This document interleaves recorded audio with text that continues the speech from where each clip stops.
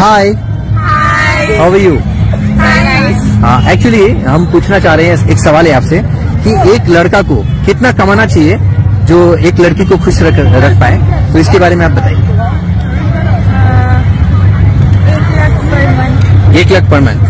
বলছি মনা, তোমার 14 গোষ্ঠীতে কেউ মাসে 1 লাখ টাকা ইনকাম করে, আর তুমি তোমার ফেসটা একবার ভালো করে দেখেছো? আয়নার সামনে দাঁড়ালে তোমাকে শাকচুন্নির মতো লাগে। এই ফেদা মার্কা ফেস নিয়ে তুমি ডিমান্ড করো 1 লাখ? পারলে নিজেকে একবার আধার কার্ডে ভালো করে দেখো, তারপর আয়নার সামনে মুখে লাগানো ক্রিমগুলো তুলে ভালো করে নিজের দিকে তাকিও, তাহলে বুঝবে 1 লাখ টাকার ডিমান্ড কতটা। आप बताइए।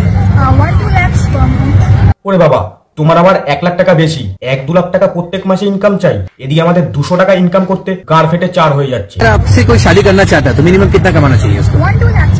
বলছি মনা, তোমার মানি ব্যাগে 50 টাকা থাকে, দেখে তো মনে হচ্ছে 10 টাকার টোটো ভাড়া আর 10 টাকার ঝালমুড়ি খাওয়ার অকাত নেই। এদিকে ডিমান্ড করো 1-2 লাখ। হাট মা, সব থেকে বড় কথা হচ্ছে আমার যদি 1-2 লাখ টাকা মাসে ইনকাম থাকে, তোমার মতো ফেদিকে আমি কেন বিয়ে করবো? মেকআপ ছাড়া যে রাস্তায় বেরোতে পারে না, মানে কোন রকম বুকের খাসটা দেখাতে পারলেই মানে ফেমাস। আর একটা ডিমান্ড করে দিলাম, সোশ্যাল মিডিয়ায় আপলোডও হয়ে গেল। চলো, চামড়া ফর্সা হলেই ভালো হওয়া যায় না মনা, চিন্তা ভাবনাটা বদলাও। তোমার বাবাকে গিয়ে জিজ্ঞেস করবে মাসে 10 লাখ টাকা ইনকাম করতে কতটা কষ্ট সহ্য করতে হয়। তুমি কিনা ডিমান্ড করো 1-2 লাখ। 2 लाख रुपए महीना। ओके, आप? According to my expenses, 5 lakhs per month.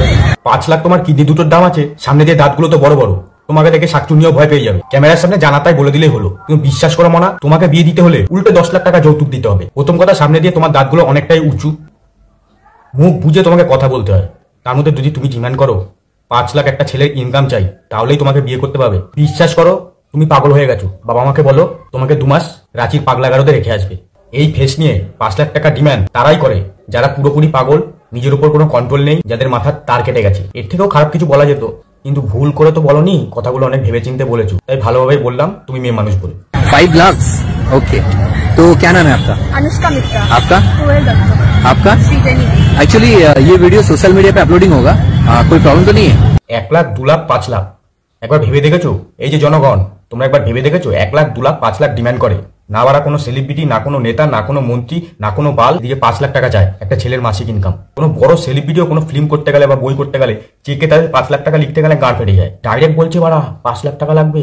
এদিকে খোঁজ নিয়ে দেখো, বাড়িতে ডাল আর বড়া খায়, মাঝে মধ্যে তো কচুর শাক দিয়েও ভাত খায়। সেই মেয়ে ডিমান্ড করে মাসে যে ছেলের 1-2-5 লাখ টাকা ইনকাম আছে তাকে আমরা বিয়ে করব। আবার কিছু কিছু বাড়ির লোক আছে সরকারি চাকরিওয়ালা ছেলে ছাড়া বিয়ে দিতে চায় না।